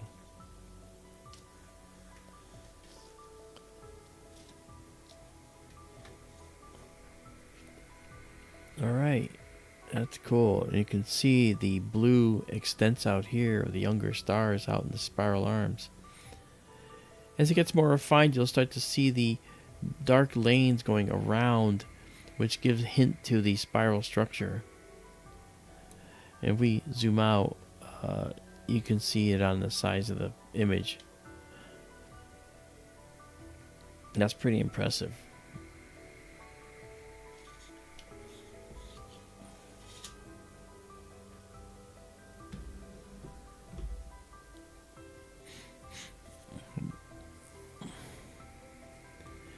Django says, beautiful, love it. Toner Low says, that blows my mind. Yeah, that's very true. These do tend to do that. And as the example of blowing your mind, let's look at this galaxy's distance. It's 56 million light years away. So the light you're seeing here left this galaxy shortly after the dinosaurs died. And that light just hit our sensor. You're seeing it with your eyes now, and then it's gone forever, right? If not for us capturing it, that light would have just gone onward and onward and onward out into the abyss, not to be captured or seen by anybody.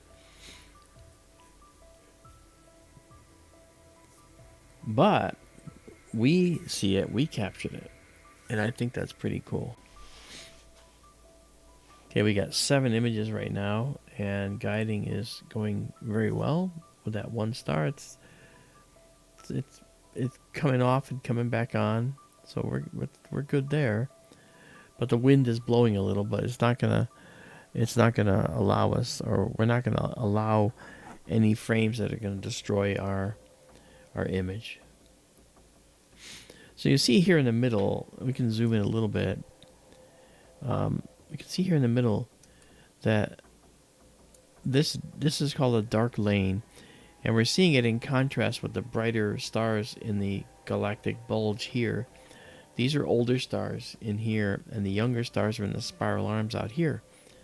So this material out here, you see these dark lanes. What are these dark lanes? This is dark dust created by older stars, red giants, red supergiants that make dust in their outer envelopes. The dust is generally carbon and silicon based dust, and they're dust grains that are just a few microns in size, and they band together to form molecules, and these molecules of dust are things that if they get big enough you could see, but they're actually very sparsely populated in these clouds. I know they look dense and thick in here, but if you flew into that and got closer and closer and closer, you'd get to a certain point where you wouldn't even see the spiral, these dark lanes anymore. It would just be space to you, because it gets so spread out and they're so low density that it's difficult to even tell that they're there. For an example, if you look at this dark cloud right here, okay,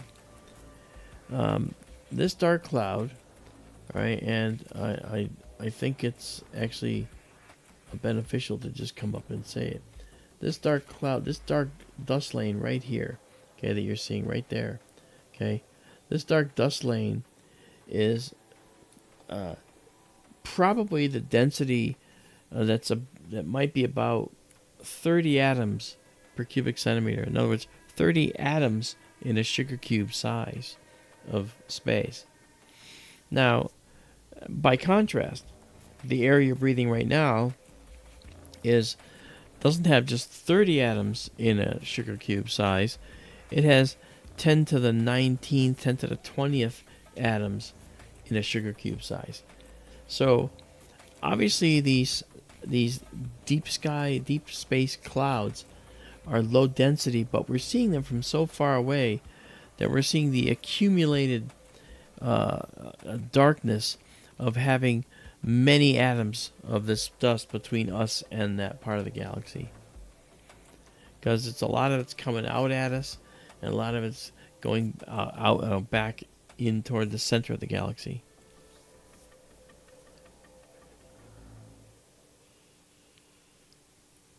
Fascinating. I'm actually pleased how it's guiding tonight, because this is doing very well. Look at that. Not bad at all. So we've got 14 images right now, and we're starting to get some more detail in here. Enhancement. Let's see, luminance only. Yeah, I'll leave that out. This is beautiful though, isn't it? It's actually, it's a real beautiful giveaway of understanding when you look at this and you see this blue disk out here. Those are hot young stars, and this is the older population stars. These would be what we call the population 2 stars. Okay, or the population 2 stars being the ones that were older. Population 1 being stars that are the hotter and bluer stars. Ray Bobel, how are you, Raymond? Nice to see you. Jessica S, how are you? Jessica says season 4 went to November of 2024. Are you talking about? The proof is out there, Jess? If so, I just finished season 5 today. The last story in season 5. Michael Hedrick has a question. Do you think they saw this galaxy back in the day, which is, with this telescope, would they still have thought it was a nebula? Yeah, actually, I have a book from the 1800s back here. It's called Architecture of the Heavens in a Series of Letters to a Lady. Now, let's unpack that. It turns out that in the 1800s, astronomy wasn't considered a major science. So what would happen is, to get your point across, you would write in very flowery language, and you would say, the architecture of the heavens, and then you'd say, in a series of letters to a lady. And you'd write the book from the perspective of you talking to the woman the love of your life. And you would write the book from that account. You'd say, and so, dear lady, when we look at these nebulae in the sky, we see these long stretches of cloud. And they didn't know that they're also stars. They didn't have any idea back then that these were stars. They thought they were just nebulous clouds in the sky. And they recognized that they had interesting shapes and dark lines crossing between them. They recognized that. But they didn't know what it was, and they couldn't tell you what it was, which is kind of interesting, you know? So I'll get out of your way now. So if we were to talk in the same parlance as the 1800s, we would spend a lot more time to describe what a galaxy is, because it would be in very flowery language, because we didn't really know what it was. So they would say, amid the cosmic expanse, these clouds extend, endlessly in both directions, weaving a beautiful tapestry against the universe behind it. And they wouldn't know how far away it was. They had no idea. They wouldn't know that they were stars. Wouldn't have any idea. It's only after Edwin Hubble came along we started to realize these were galaxies that were owned, and the term I like is island universes, where out in the vastness of the universe, where there's nothing between galaxies, turns out that's not so true, you have these universal islands, these isolated islands of galaxies with their own retinue of stars that are orbiting the galaxy's core, just like we have. We've orbited 19 and a half times in our 4.6 billion years of existence. All right? So it's very cool. 23 images now kept. Now you can see the spiral structure. See it? See that? You can see the spiral structure. This is what contributed to them saying that this was a tightly wound spiral. So now we're going to do this. So we're going to get the Needle Galaxy in here. We're going to give it a new target name. We're going to save it with annotations to its location. And then we can get rid of the annotations. We can save this with 24. We're going to go to 25 or so. Save exactly as seen. Oh, yes.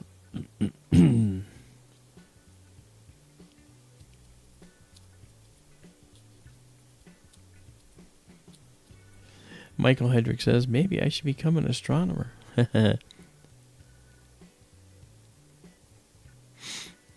You probably could. And you have to use the flowery language, Isabella says. And Stephen Smet, known as Mr. Django, says, I'm an astronomer.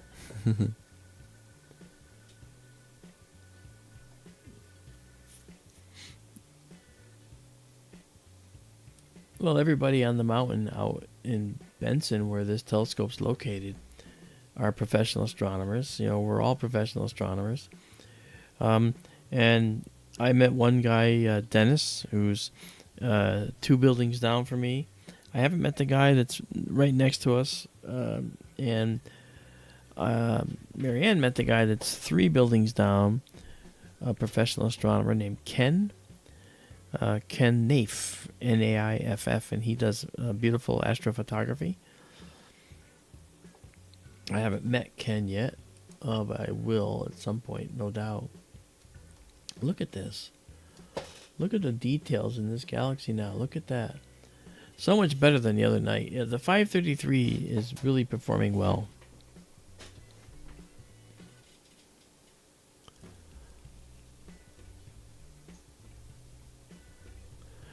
Ray Bobel says, Mark, it just ain't easy. I'm fine. You look great. Thank you, skytour.org. It's skytourlive.org. Thank you, Ray. Nice to see you as well. Ray, are you still in the same place? Toner Lowe says, I'm a real space cadet. I bet you are. But you know something? Given the opportunity, I think all of you would fly on Blue Origin's New Shepard and go to the above the Kármán line, and fly on that space object that looks like a piece of anatomy, and your way down, you're weightless for 4 minutes, and then you start to hit the atmosphere. I think that's pretty cool. JSCO 77, how are you doing? Nice to see you. Thanks for dropping by. Look at this galaxy, huh? Isn't that something? It's beautiful.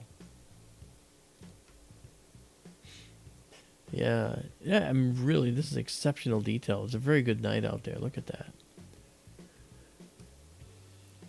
The blue stars in the fringe are showing nicely. I'm not concerned when it says that PhD has lost its guiding.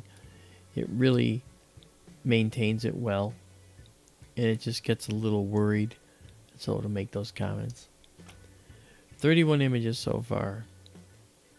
So we've been taking this picture for 15 minutes, 30 seconds. Take this now.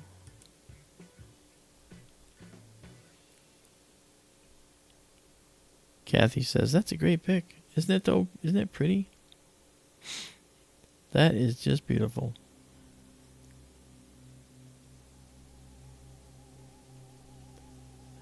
Ray, I don't know what is that symbol you're showing me there, Ray? I don't know what that emoji is. Lots of detail in here. Let's try something though.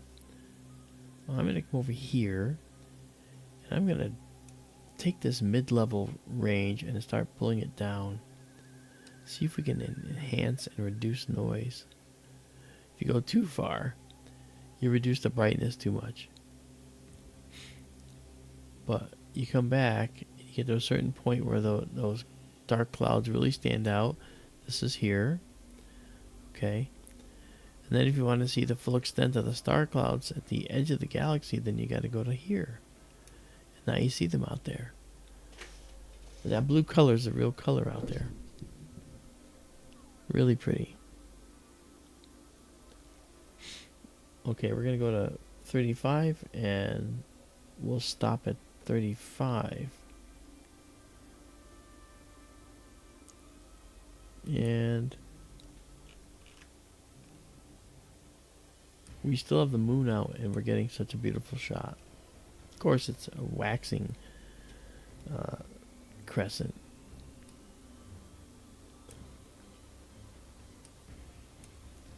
Here we go. All right, 35. And save exactly as seen. Okay. That'll be up there in just about 30 seconds. And now we're going to go back to our low light mode for a moment. And you can see the galaxy just barely there. Hey, Kevin. Kevin says, thank you, sir, for another great night of learning and seeing something new. Oh, man, you're more than welcome. You know, feel free to join us anytime, Kevin. You're always welcome. All right, now let's come back here. That galaxy was beautiful. I figure, should we take a chance and go to Canis Venatici and go look here?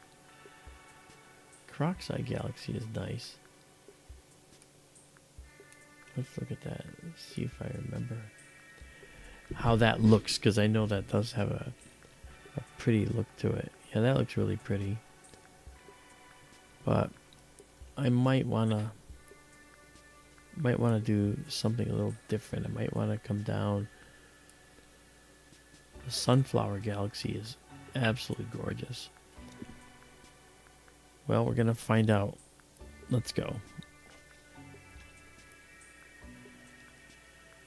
Yeah, the telescope is gonna go there. There it is. And there it is right there. Nice. Okay. So let's bring that on over. Moving on over. Went the wrong way. Okay. There we go.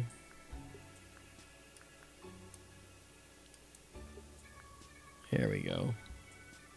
Come up a little. Alright, and let's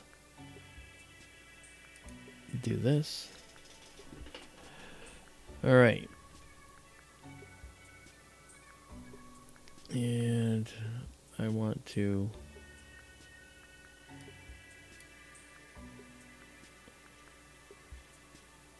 move over a little more. Center it up, Captain.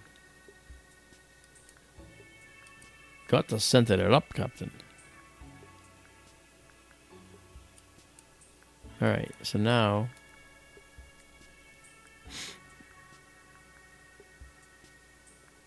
oh, thank you, Michael. I didn't realize that. Elbow bump. Alright. Okay. We'll come here, and now let's go in and grab a guide star, if we have any to grab here.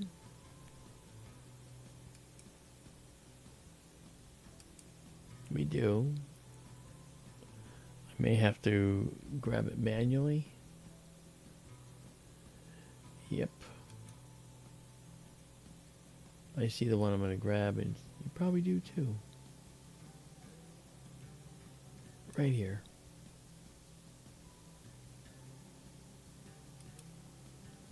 Perfect star to grab. Alright, so we should be able to guide on that. Okay, let's do that.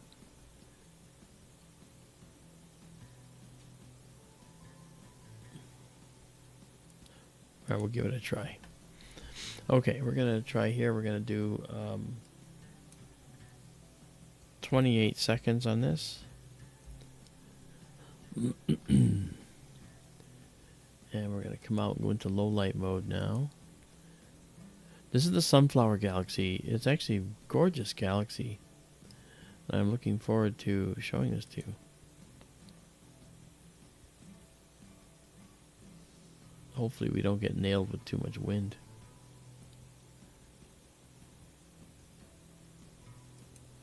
Let's see how it works. Here it is. Look at that. See, the first frame is rough, obviously, right? Because we're seeing the first frame, and it looks like the stars are a little bit elongated, so I'm going to clear that. And let's hope that the next frame is better. So, a little more stable maybe.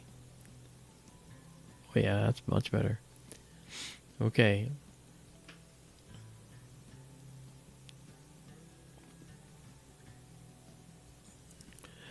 When this clears, this is going to look really pretty. You'll see this beautiful pattern of spiral arms in here. We need about 10 frames in here to make that look good. And we'll make sure that we don't have wind. So let's see. There's our second one. Alright, so it looks like it'll be okay. Let's let that go on, and I'm going to go over here and we'll do the color correction first. There we go. And now we can move this black level back just to the left of the peak. Okay, and that gives us the maximum amount of detail that we can see. You're starting to see the spiral arms already, and that's just 3 shots right now. It's a 3-frame stack at the moment.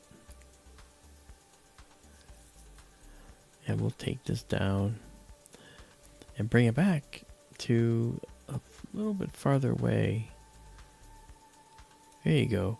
You notice how the galaxy centers are bright like the stars?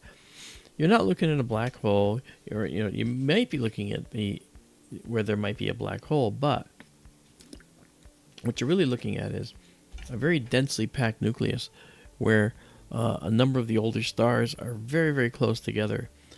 Think of them like almost like a giant globular cluster, and they're rotating around each other. They're not actually a globular cluster, but they are orbiting the galaxy center. All right, but they are in a disk shape around the galaxy center, a fat disk of stars. Look at that. That's really pretty. Sunflower galaxy. Look at that, guys. So, if we were to give our location, we'd see Sunflower Galaxy. And that's the Sunflower Galaxy Measure 63 right there. And we're going to say target name will be that. We'll save it with annotations. Okay. And then we'll go.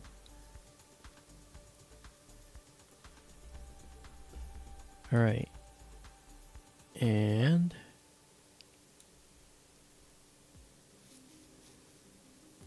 you can start to see the dark nebula, the dark dust in this galaxy, really forming this path around this.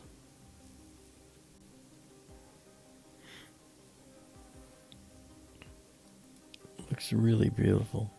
Really, really nice.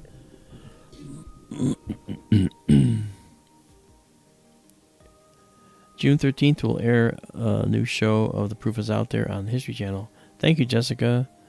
You know something? This is going to sound bad. I never see myself on the show. I've been doing it for 5 years. 5 seasons. Okay. And I very rarely see myself. I'm a little... I guess that's weird, huh? No, I should be season 5.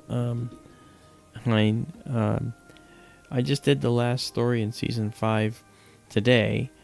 They usually come out and do them all like in one shot. So at the near the end of the season, where they now have to go into post-production and start to put it all together and edit it and make the episodes, I don't envy them this. They have to figure out when the right time to come to me is, because I determine the outcome of each story in a lot of cases. And so when they come to me, they don't know whether they should create the things that say, oh, this is a real UFO, or oh, this is a known object. And like on today's story, to give you an example, I was not able to figure out what it was. And I did err on the side of caution and said this could very well be an unknown. They couldn't get me to say it was a UFO, but I did say it was an unknown. a true unknown. Yeah, so you'll see. Look at this. Look at this. Look at how beautiful this is looking, isn't it? You see these spiral arms right here? And you can see that the dark dust follows the spiral arms. And the reason is because it's in those spiral arms where young stars are born and where they die. And many times when they die, a lot of dust is made in their wake. And so that tends to populate the spiral arms as well. So that's why we see that dust trailing around like that.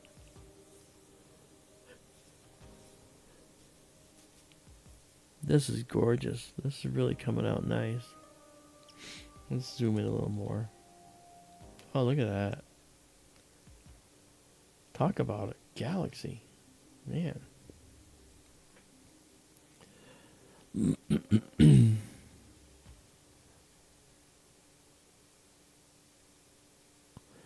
Isabella says, I've seen some episodes, but it seems to me they sometimes cut your comments too soon. Well, you ready for this? The reason that I chose to work on Proof Is Out There is because they actually give me more free reign to say what I really feel than other series I've worked on. You know, I've worked on some Netflix movies, I've worked on Discovery movies, I've worked on other TV series, and I basically render my opinions, and they would kind of muddy the waters with someone else who says, oh, I think it's a real UFO, for instance, when I can clearly see that it's like a satellite, for instance, and even tell them what satellite it was and how high it was and what its orbit is like and why it looks the way it looks. But still, they'll put the guy out there that says, oh, I think it's UFO. That's not the Proof Is Out There.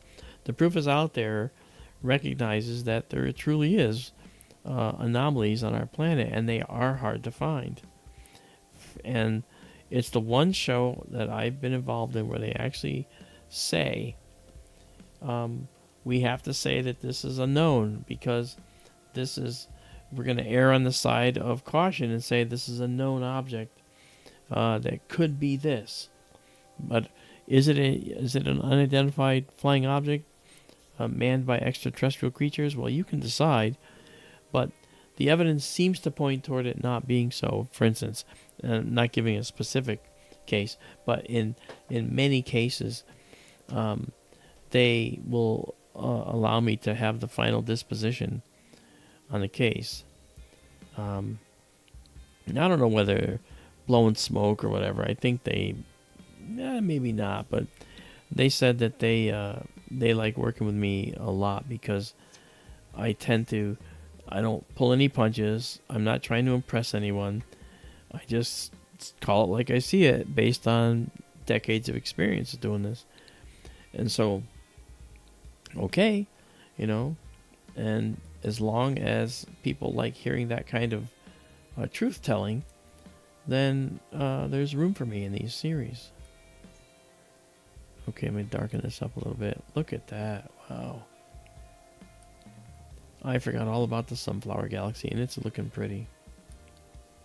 Let me just brighten it just a bit. Look at that. Wow. And I'm going to turn off the unsharp mask for now just to get rid of a little bit of this. It'll snap out of that in a moment.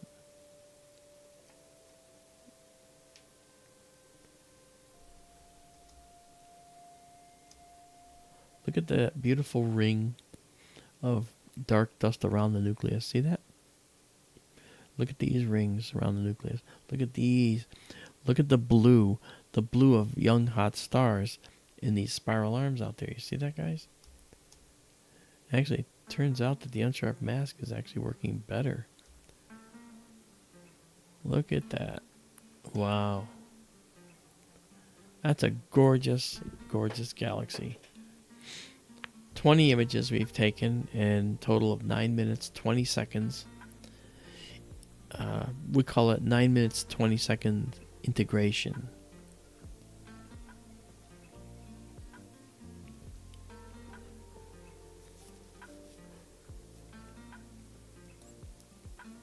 Yeah, we're still guiding.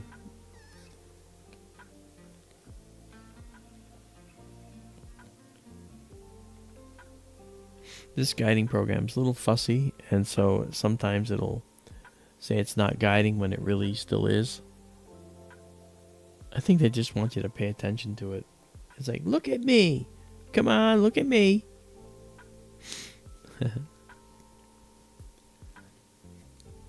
Michael Hedrick says that gravity field is huge. Isabella says, yeah, they are the masters of distortion. Yeah.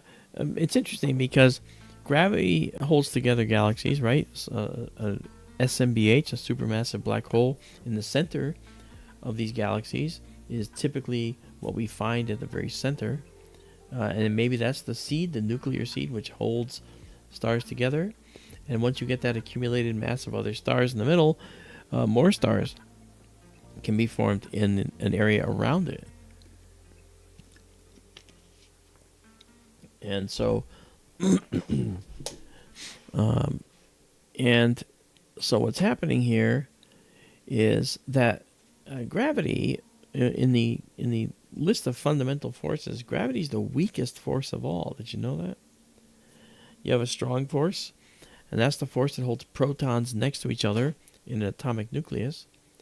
It's the strongest force in the universe, holding positively charged particles together endlessly. Okay, but the strong force acts over a very small distance. And the next thing is the weak force. And that's the weak force is responsible or part of the process of beta decay. What's that? Well, that's where stars like our sun change some atoms into atoms further down in the periodic table. Okay, that's it's a very slow process that occurs over millions of years, and thus it has a name. It's called the S process, slow process, and it's responsible for making a number of elements in the periodic table. That nasty table that no one likes, yet everything that's in your body was made at tens of millions of degrees Celsius in the heart of a star at one point or another. The calcium atoms in your body were made in the heart of a star. Pretty cool.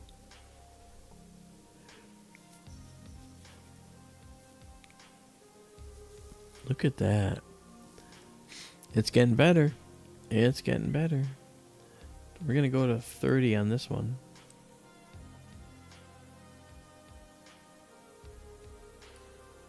And I'm going to push this a little more. That's looking pretty. Let's see if we can move this ever so slightly a little darker. Right to the peak. Nice.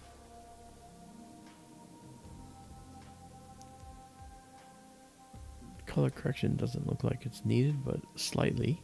Oh, that actually helped a lot. Look at that. Look at the complex dust in this galaxy. Look at that. It's kind of on an angle to us like this, see? You know? Sort of like that, you know? What a beautiful galaxy.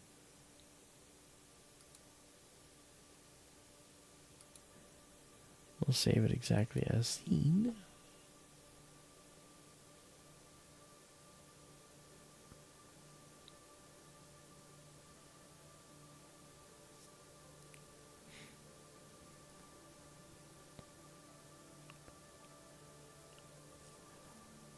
Michael Hedrick is asking about these stars here. All these stars you see in this image are way up here in the foreground. They're in our galaxy. That galaxy you're looking at is way here, millions of light years away.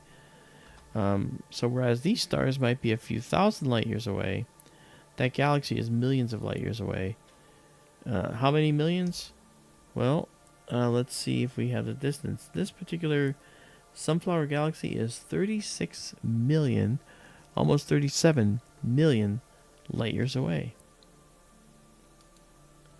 So the light you're seeing here left 37 million years ago and is racing at the fastest speed in the universe from this galaxy, and it took 37 million years to get here. If you think about that, it can make your head explode. Wow. Man. Really looking good. Really looking good. Very pleased, Captain. So let me go here and do this. Let me grab this.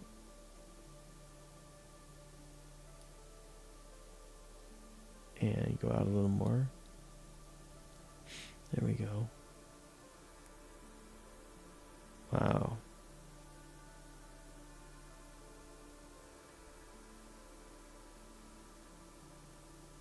Okay. Yes, very, very,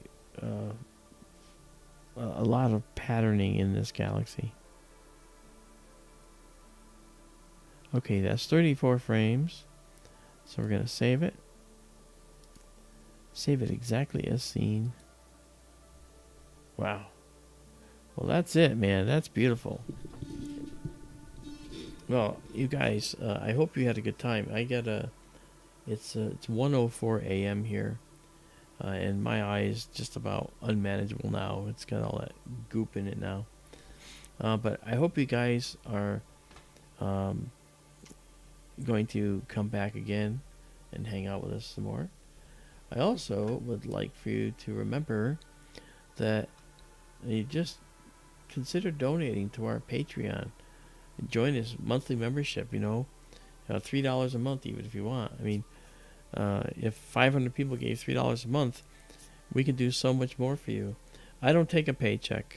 I don't take any money for SkyTour Livestream. Never have. And I won't, because I want to see it grow. Marianne doesn't take a dime. Tara doesn't take a dime. We're doing this because we love it. So I hope you guys will come back. Please, like I said, click the thumbs up. Leave nice comments. Let everybody know about SkyTour Livestream, because we would like to be in everyone's living room for a long time to come. Because I'm not planning on going anywhere anytime soon.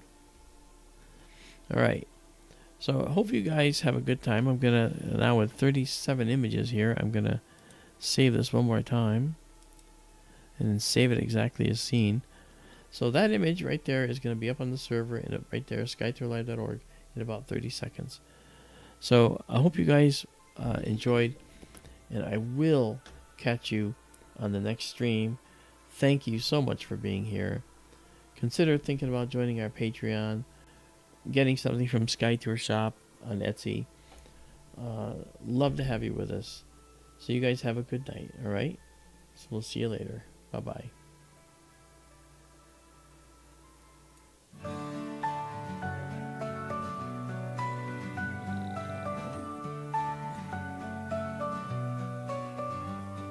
Stars so bright in the sky, on Arizona nights they fly. Nebulae in colors rare, galaxies beyond compare. Sky tour in the night so clear, brings the universe near. Real-time wonders to see, streaming light for you and me. Lift your eyes to the skies, universe in all its light. Sky tours bringing the views. Every night feels brand new. In the dark, the night unfolds, stories of the cosmos told. Through the lens, a distant dream, living real like a gleam. Far away, up so high, across the stars beyond the skull. Through the lens, a distant dream, living real like a gleam. Lift your eye up so high, across the stars beyond the sky. Sky tour shows us the way, every night a new display. Lift your eyes to the skies, universe in all its light. Sky tours bringing the views, every night feels brand new.